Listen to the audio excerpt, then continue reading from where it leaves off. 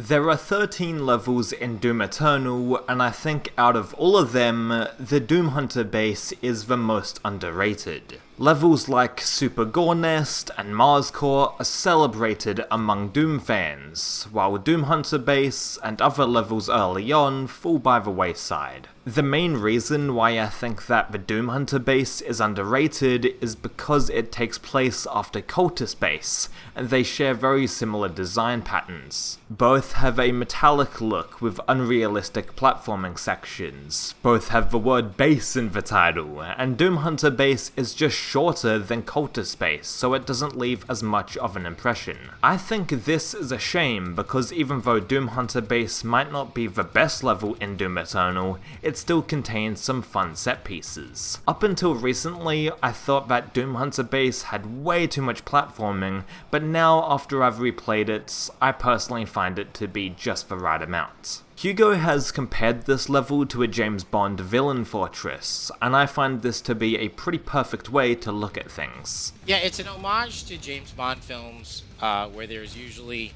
a great supervillain, and he lives in he's got a really cool hideout location somewhere. It's usually near the ocean, near the North Pole, something like that. So it's an Arctic base of the supervillain, and and that's pretty much the inspiration for this level. It's level designed by Luis Perez, and then combat and gameplay by Adam. And honestly, a lot of the tone of the story and the dialogue, particularly the way the bad guy acts, is all kind of like a tongue-in-cheek in the same way that some of those villains were in those films. Love that. The Doom Hunter base features lasers, crushing objects, and more, and on a first-time playthrough, this might overshadow the combat encounters for players. That's not to say there aren't any good combat arenas or incidental combat encounters in the level, but the platforming across floating coffins might stick in the player's mind more. Before we get into the positives of Doom Hunter base, I did want to criticize the train section in the level, or lack thereof.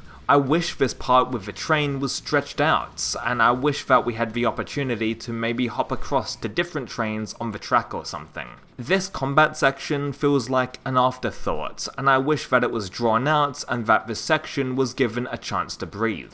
That being said, I love how Doom Hunter base looks, and how big in scale it is when you first come inside. The imps and zombie men firing down at you from higher ground is fun to take care of, even though it is a brief section.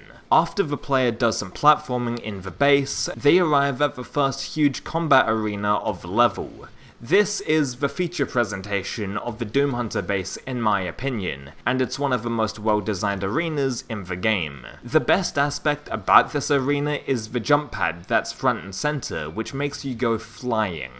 This traversal option makes you feel like you have the jump on the demons, and it also allows you to snipe some fodder in the air. All throughout the level, you can see the Hell Priest taunt you as you're making your way deeper into the Doom Hunter base. He is projected up on a hologram, and id Software made him look giant, similar to what they did with Snoke in The Force Awakens. This Hell Priest constantly poking and prodding at the player makes things much more satisfying when you chop his fucking head away. The floating coffins are probably the least interesting aspect about the level, but at least you can use the meat hook in certain instances to fly ahead. Another highlight of the Doom Hunter base is the lava section with the carcasses. I love how they purposely made this room extra long to make the carcasses have maximum impact, and the lava flowing down periodically is a great touch as well. The contrast between the lava and the red laser beams versus the snowy outside area is awesome, and I like that these contrasting elements continue when you get up to the Doom Hunter boss. The first phase of the fight is located in the base, which is obviously very mechanical, and then as you move on to the final phase, you get to see more of the snowy tundra environment. levels. That being said,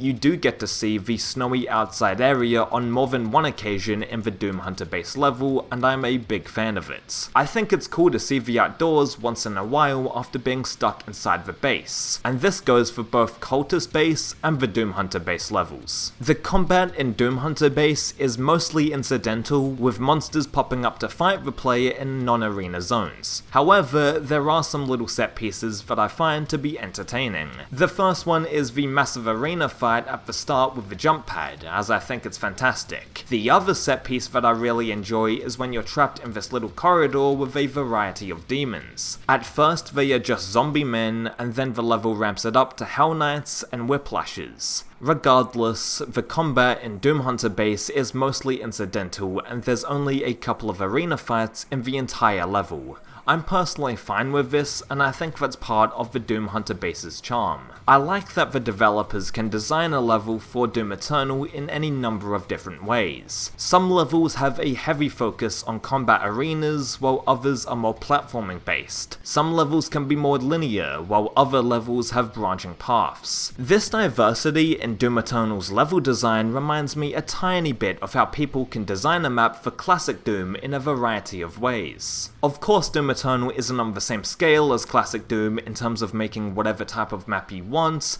but that's either here nor there. Anyway, I know that some people might say that the Doom Hunter base has too much platforming, and you could probably decrease it by like 10%, but I do like how monsters spawn to interrupt your flow in points. So what do you think about Doom Hunter base, and if you could go back, what would you change about it to make it stand out more? I think putting it right next to the Cultist Base level gave it an automatic disadvantage and made it less memorable by comparison.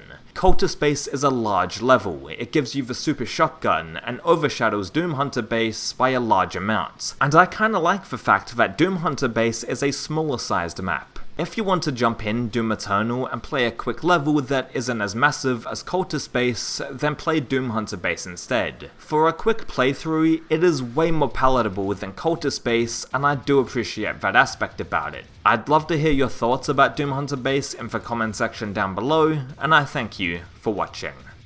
Oh, and also you cannot tell me that this area in Doom Hunter Base does not look like the droid factory from episode 2 in Star Wars. Attack of the Clones directly was the inspiration for this area. I don't want to hear any other explanation, it doesn't matter. Doom Hunter Base was inspired by James Bond, but this area right here, I feel like at least, was inspired by Attack of the Clones, the droid factory sequence. But yeah, that's just my theory. No, it's not a theory actually, it's a fact. This is a fact. I am dying on this hill.